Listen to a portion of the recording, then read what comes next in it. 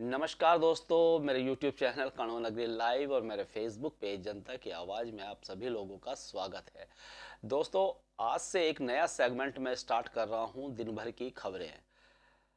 Video पूरा देखने के बाद आप मुझे बताइएगा कि ये सेगमेंट आगे मुझे स्टार्ट करना चाहिए या नहीं करना चाहिए, और कोशिश ये रहेगी मेरी कि मैं प्रॉपर इसको एक सेगमेंट अपना जो है दिन भर की खबरों के साथ शुरू करूं।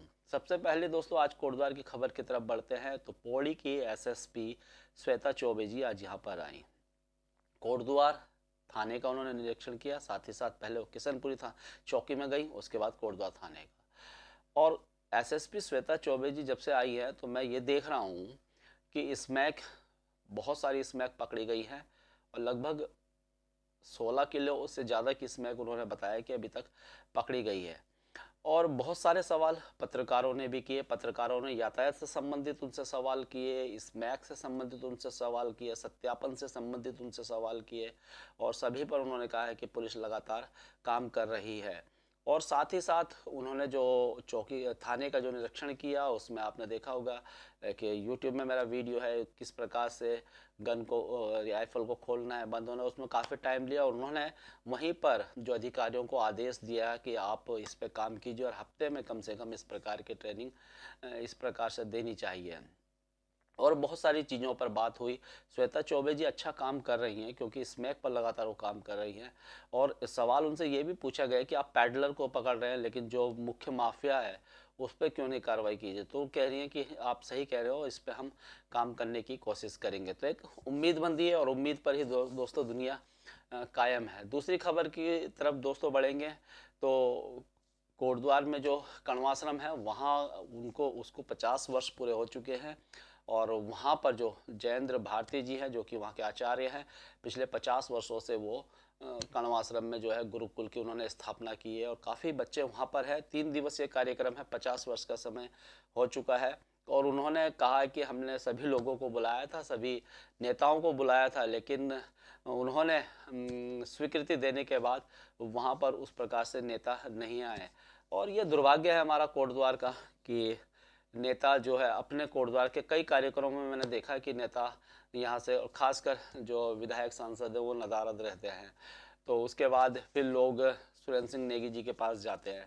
आपने देखा होगा कि राज्य स्तरीय शरतकालीन क्रीड़ा प्रतियोगिता यहाँ चल रही थी स्टेडियम में, वहाँ पर भी कोई नहीं पहुँचे थे। तो ये सब चल रहा, और इसी के कारण शायद कोटद्वार का उस प्रकार से कार्य कोटद्वार में नहीं हो पा रहे जैसे होने चाहिए। लेकिन मैं आपको खबर की तरफ बताता हूँ। आज दूसरा दिन था, मैं पहले दिन नहीं गया दोस्तों, आज गया था। और आज वहाँ पर बागपत के सांसद और जो पूर्व में मुंबई के पुलिस कमिश्नर रह चुके हैं सत्यपाल सिंह जी वहाँ मौजूद थे। उनका मैंने भाषण सुना, और बहुत सुंदर उन्होंने भाषण दिया है, और बहुत अच्छी बातें उन्होंने कही है कि हमें अपनी संस्कृति से, जो हमारा जो सनातन है वो किस प्रकार से कितना पुराना है, वो उन्होंने बात की। और पहले गुरुकुल हुआ करते थे, और कहा यह जाता था कि जो कुलपति हुआ करते थे पहले, जिनके अंडर कम से कम 10,000 स्टूडेंट वो रहते थे, वो कुलपति होते थे। और बताया जा रहा है कि लाखों पहले जो है गुरुकुल हुआ करते थे उस समय, प्राचीन समय में। और अब उसकी जो है कि आप देखिए नहीं है।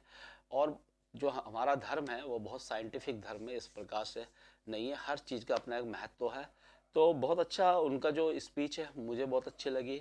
और वहाँ पर जो आचार्य हैं जयेंद्र जी, उन्होंने अपनी कहीं ना कहीं उन्होंने पीड़ा बताई है। उन्होंने कहा मैं यहाँ पर पहले कॉलेज करने के बाद मैं यहाँ पर आया, और मैंने जब यहाँ ध्यान किया या मैंने साधना की, तो यहाँ पर कुछ ऐसी वाइब्रेशन है जो मुझे मुझे बड़ा यहाँ पर सुकून मिला। और मुझे कई वाइब्रेशन यहाँ पर ऐसी मिली, आध्यात्मिक शक्तियों का वाइब्रेशन मुझे ऐसी मिली कि मुझे यहाँ पर जो है योग साधना, और जो मैं तप, आपने देखा होगा उन्हें आधुनिक भीम भी कहा जाता है।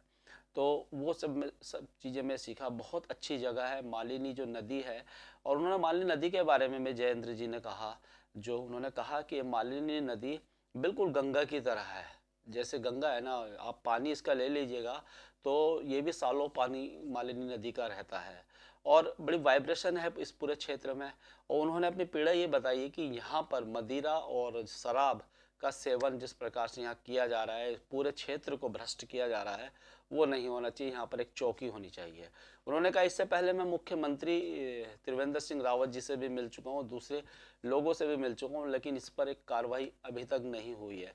यहाँ पर अराजक तत्व लगातार रहते हैं और इस प्रकार की चीज़ें यहाँ पर शराब और मांस का सेवन यहाँ करते हैं, जो इसकी जो है आध्यात्मिकता को कहीं ना कहीं ख़त्म कर रही हो। आज उन्होंने इसी संबंध में एक ज्ञापन जो है सत्यपाल सिंह जी, जो कि पूर्व में मुंबई पुलिस कमिश्नर रह चुके हैं और अभी सांसद हैं बागपत से, उनको भी उन्होंने वो ज्ञापन दिया। और कल बहुत सुंदर कार्यक्रम वहाँ होने वाला है, जो प्रतियोगिता होगी, शारीरिक जो सौष्ठव प्रतियोगिता होगी वो वहाँ पर होंगी। जैसे आपने सुना होगा आधुनिक भीम जो गाड़ी वाड़ी खींच देते थे, अब तो खैर वो बुजुर्ग हो गए, लेकिन वहाँ पर जो शिष्य हैं वो वहाँ पर काफ़ी चीज़ें कल वहाँ होने वाली है। अगर आप जाना चाहेंगे तो बिल्कुल कल आप वहाँ जा सकते हैं। कण्वाश्रम जो वहाँ पर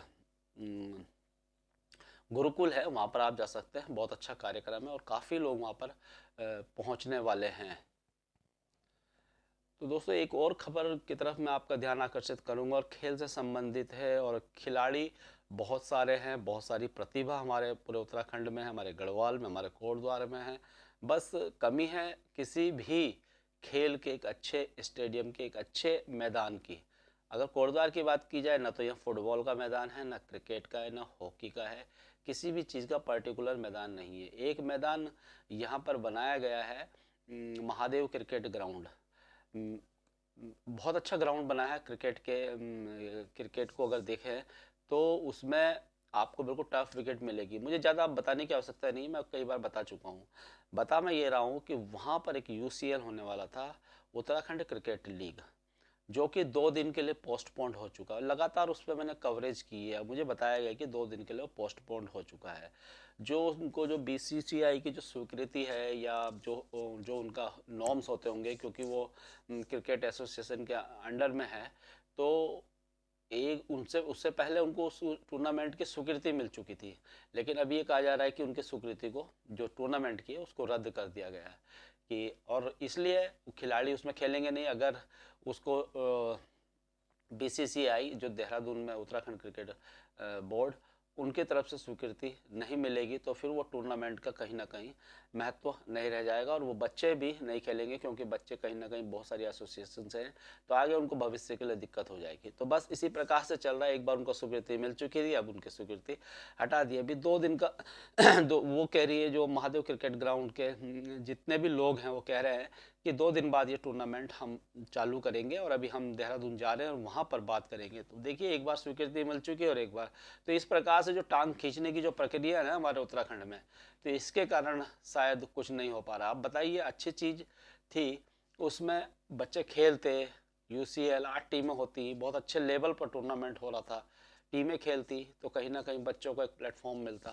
तो दोस्तों आज दिन भर की खबरें यही थी। हाँ, जाते जाते एक खबर और मैं आपको बता दूं कि कोटद्वार में साईं मंदिर है, तो उनका भी कार्यक्रम था और बड़ा अच्छा वो कार्यक्रम चला। मैं उस कार्यक्रम को कवर नहीं कर पाया, लेकिन उसमें कहा जा रहा है कि पूर्व विधायक सुरेंद्र सिंह नेगी, और बस यहाँ पर यही हो गया कि अगर सुरेंद्र सिंह नेगी आएंगे तो फिर कांग्रेस ही आएंगे, ऋतु खंडूरी आएगी तो, है ना, वो होगा। बस इसी प्रकार से चल रहा है। खैर अच्छा कार्यक्रम था वहाँ पर आज। वो जिसको कहते हैं कि निकाली गई, झांकी निकाली गई। तो दिन भर की खबरें दोस्तों आज यही थी। कोशिश करेंगे कि फिर कल मैं हाजिर हूँ, और अगर कमेंट करके आप अपनी राय दीजिएगा, बताइएगा ये वाला सेगमेंट दिन भर की खबरें कैसा रहा। और चैनल में नए हैं तो मैं हर समय आपसे कहता हूँ कि प्लीज़ चैनल को सब्सक्राइब कर दीजिए। तब तक के लिए दोस्तों धन्यवाद। जय हिंद, जय भारत, जय उत्तराखंड।